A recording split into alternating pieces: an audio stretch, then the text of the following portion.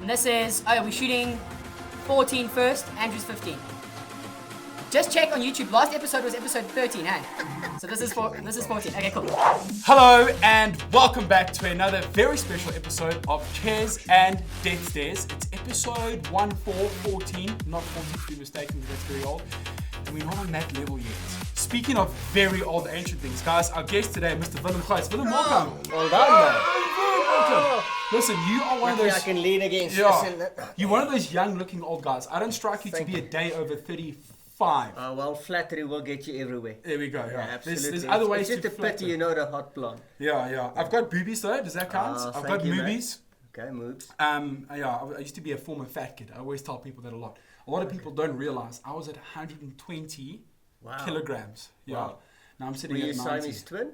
No. It's just fucking fat. I think that's the medical term. Okay. No. I've heard that one before. It's not referred often to that. It's PC. We like to be very PC show.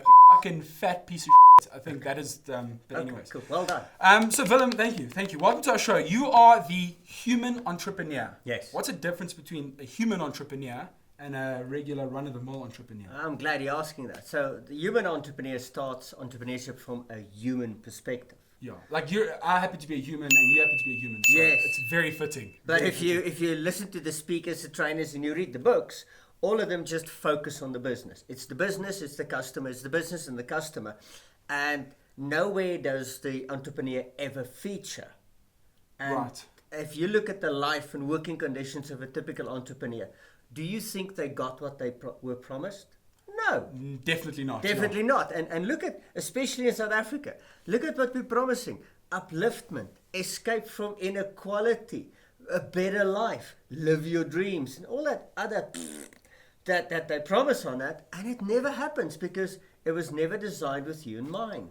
I agree. That was the first thing I wanted to talk to you about. I've seen it happen to too many people where we sign up for an entrepreneur course and I've got this guy's book and I'm subscribed to this podcast and I'm in it. I'm going to be an entrepreneur now, and they go. And all I see is them losing money over a long period of time on trying to become an entrepreneur because they're getting all the material, but there's no one there. There's no face-to-face relationship and there's nobody holding their hand saying, this is how it's done.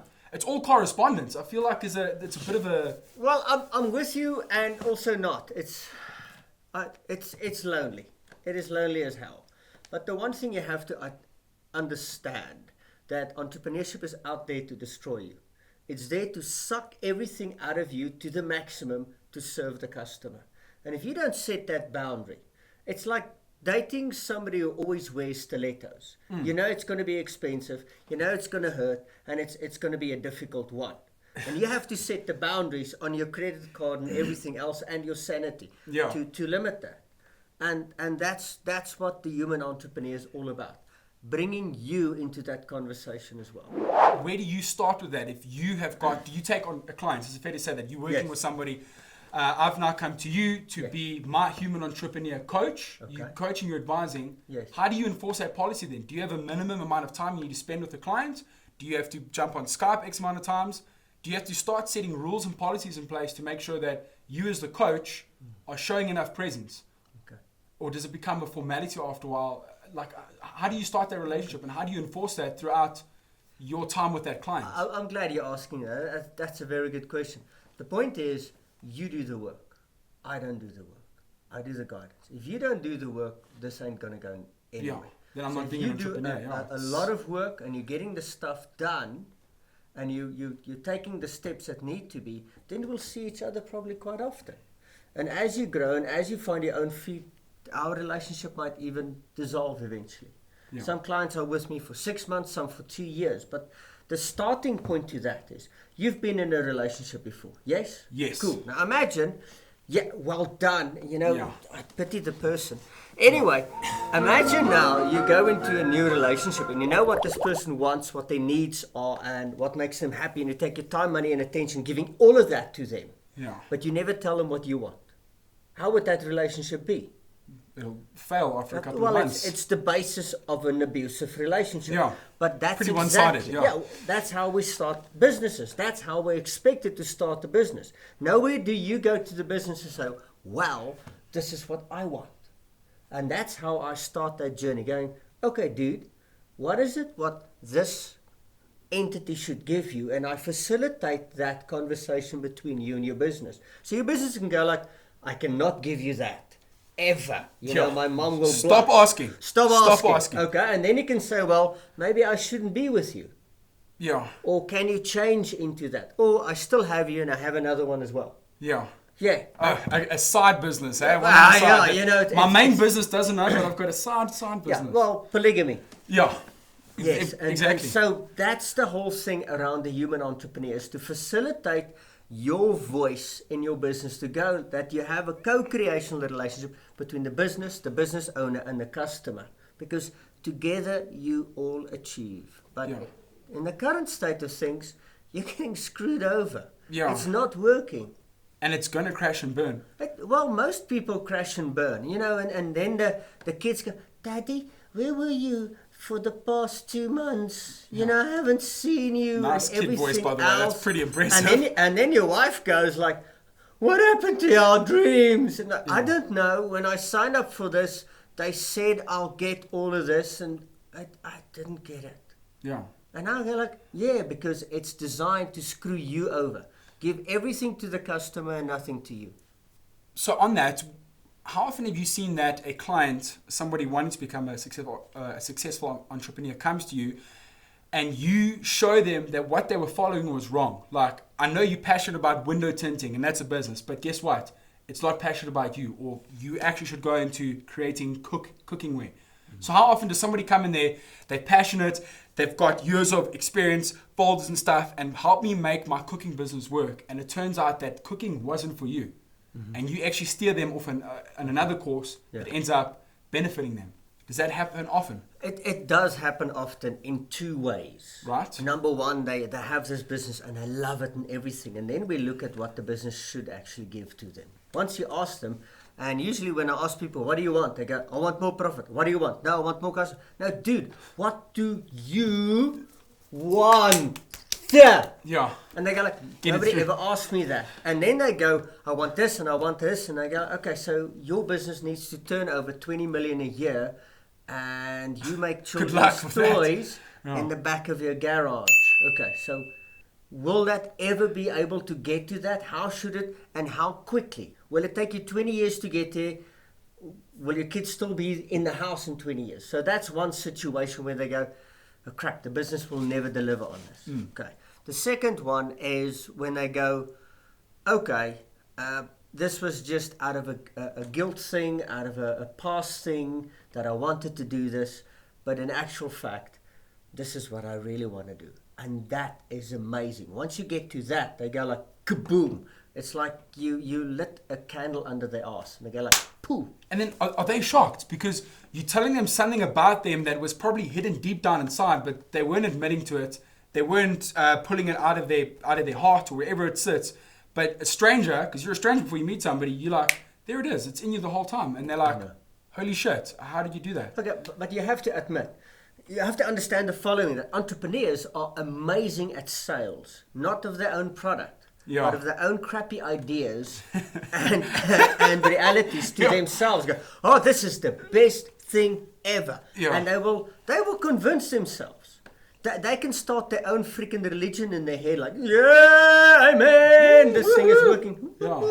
Tax-free. Tax-free. Oh, I like that one, yeah. But no collection baskets, because there's no money in the business. But and that's the issue that we face as entrepreneurs. We drink our own Kool-Aid. And that's why it's always nice to have somebody, a third party. I have coaches, I have mentors. When they go like, really? What are you doing here? Are you stupid? Someone to just pull you back onto the right path. Yeah, because otherwise you start drinking your own Kool-Aid, because you're so in it, you rarely see anything else, what's really going on. And they just go there. So my one I have 2 mentors. They're both completely out of the industry that I'm in. Not at all. Right. The one's in defense industry, which is not me, like kaboom. Yeah. And the other one is in broadcasting, which is like, I mean, extreme opposites. But what's the benefit in that? Because they ask the questions that people in my industry would not ask. They Yeah. would like, why are you doing this? Why is this important? What's this for? And you go, oh, and then you have to explain. They go like, really? That's what you're going to get out of this? This is laughable. Yeah. And the whole time you thought, no, this is it. This is the truth. I know the truth. I speak the truth. Be like, Yeah. you are wrong. It's an illusion in your head. Yeah, like, ooh. So you set people free. I feel like there's a bit of an element of setting them free. Is that too extreme? I like that. Or they set themselves free. I You like give them that. their tools to I set themselves free. believe I can fly. Oh, I believe I can damn, I feel like holding you now. And let's just go like, yes. We can yes. do the boob side grab thing. Yeah, but, not yet. Okay. After this episode, can we do that, guys? Can we grab boobs Yeah. afterwards? Okay. Just we go to the boob grabbing room. Yeah, I like The producers, they wonderful. yeah. I'm just going to be honest. I feel like there's bullshit artists out there. Guys that are self-proclaimed entrepreneurial experts, or they learned through a business school in 1 year and now they know it, and they're going out there, they're selling the material, they're selling courses, they're getting people to subscribe to newsletters, they're selling whatever it is, and they are making money. That wasn't... Absolutely. Was that high five? I A agree good with thing you. that I agree with if you can pull the wool over people's eyes, you make money. Is that a good thing, or does somebody need to go and shut these guys down? And do you see other bullshitters out there, and you see them giving advice? You're just thinking, what the fuck is this guy talking about? I'm happy you're bringing this up, because I look at the model of the trainer. So I speak trainer consult. Right. Okay? But my consulting is a bit bigger than anything else. My coaching is a small bit, about 5 to 10% of the business. Okay. And the training is about 5 to 10% of the business. The consulting is the biggest part of that. And I found over the past 2 or 3 months, I've looked at the model, go, okay, I create the course and then I sell it to the higher course and the higher course and the higher course. That just isn't working for me anymore, because I've been through the grinder. I've bought every freaking course there was. Okay. I also became that junkie at one You've stage. swiped that card a few times. Addicted to 2 buying. years in a row, I spent $350,000 a year on my education. Woo! That's a big number, eh? That's excluding my master's degree. Jeepers. Okay. And the Boring. point there is, a lot of guys I see, they purchase a course from somebody, they make it their own, and then they go, I can do this, I can show. It's not about faking it. It's just saying, you want a shortcut? I have the shortcut. Pay me. I'll give it to you. That's all it is. It's just a shortcut. People are lazy. People don't want to do the work. But then I hear you. That's so ironic that people are lazy, but they want to be entrepreneurs. I know. That's the fun thing. And you should Yeah. sell repeatedly to them then. And go like, Yeah. wow, hang on. I have a de-laziness program for Yeah. $9.99 today. You can, I will make you 1% more effective. Like, yeah. cool. Swap another $300. Yeah, no. Oh, you're so cheap. I say Okay, no. 900 rand a book. No. This week only. 1,000. Yeah, but only for this week, eh? You get on the phone now. Do entrepreneurs do they jump on the Black Friday bandwagon? For those of you guys don't know, we're shooting this on Saturday. Yesterday was Black Friday, but you only seen this video in the future. Yeah, I did this. Did you do a Black Friday special? Absolutely. And did you?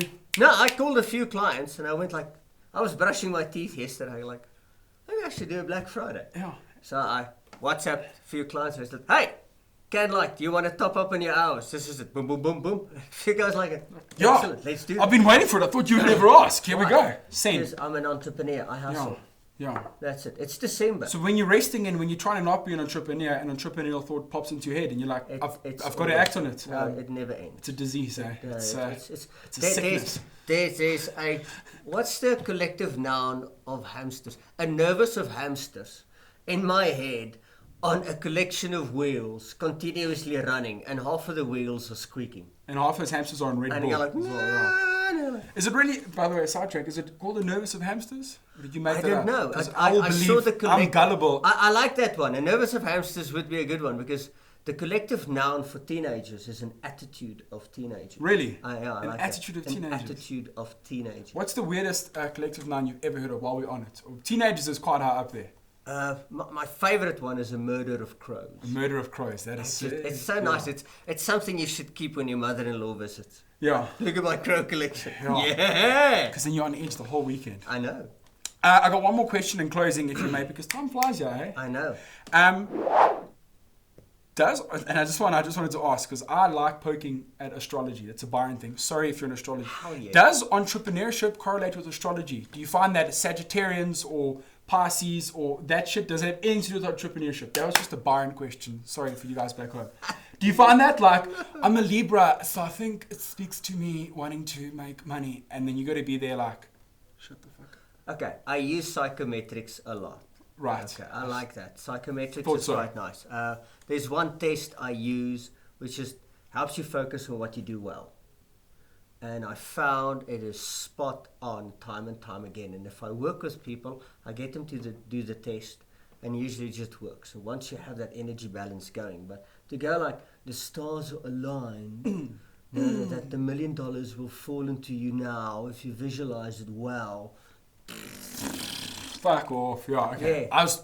I wanted to check, and I'm wondering though if I could have another person on next week Saturday who does a similar industry to you. He might be like, it's all about astrology, man. It's all about when you were born. Yes. But I just like a nice healthy dose of reality from time to time. I can feel a pain in the moon. Yeah. Yeah, that In the maan. In Afrikaans is it the maan. In the maan, yeah. In the maan, in my hole. Thank you, that was mine. So Willem, this brings us to the end of episode 14. I know it's quick, but we got, we're shooting so many long fucking episodes. You guys have watched the last few, there will be like 20 something. And we've got rules to follow. So we've got a tradition here where we take our cue cards and we just chuck it there because we don't care about the environment. Thank you. I think the producers do, I don't. In closing, I know it's so cheesy, but do you have any advice for wannabe entrepreneurs out there? Okay. Take action. Put the book down. Walk out of the course. Just switch YouTube off. Take action. That's all. That's where it starts. Take action in its most simplest form. Just do something. What if they don't have the funds to take action? Partner with somebody who has funds. There we go. Work together. Don't be an idiot. Yeah, I feel like there's that selfish element as well. People are like, it's my idea, I'm an entrepreneur. You don't want to rope in people, but the people you rope in are going to be the ones that are going to help you. Go sit and be poor in the corner then. Yeah, go big. Yeah. You can be an entrepreneurial beggar. It's your call. It's like, well done. Well done, begging for Bitcoin. Cool, well thank you so much for being here on episode 14. We said we were going to do one of these. Yes. Thank you. Appreciate it. Where can we find your shit? Are you on Instagram? No, I'm mostly on LinkedIn. Just search for Willem Gous, LinkedIn, and you will find me online as well. Yeah, not to be confused with Willem Dafoe. I know he's on that same seniority level. Yeah, Willem Gous. This face is not really Instagram geared. No. Jy het 'n gesig vir radio. Jy weet. Yeah, no, Jackie, it's quite. I don't want to hit on you, but no, that's fine. Even my mom said that. And in closing, thank you guys for watching Chairs and Destes. Tune in next week for another very funny episode about penguins. I like penguins. I'm sitting in on that. Yeah, no, it's not really. We just say shit so that people get clued up, and then they're going to tune in next week and they'll be like, penguin! And it's going to be. I think we got Andrew Mack on next week. I don't know if you know Andrew Mack. He's a bit of a weirdo. He's a chameleon. A comedian, yeah. He's got syphilis, so he's actually a chlamydian. That joke is registered Byron TM. Please do not use that joke on any performance live stage or radio. Thanks, Willem, for being here today. It was an absolute pleasure. What are you doing for the rest of the day, just so the audience knows? What am I doing today? Oh, I'm sitting with a client after this and then spending time with my the client? Yeah, you swallowed that a little bit. I just thought, man. So, about that entrepreneurial thing. You need to take action. Action, yeah. I got a video to show you on that. We've cut long ago. This is just for the posting credits. So yeah, but we are done, Jets. How's the timing there? Did we make it? Credits roll, Gallup boy. Credits rolling. Insert elevator. Rolling.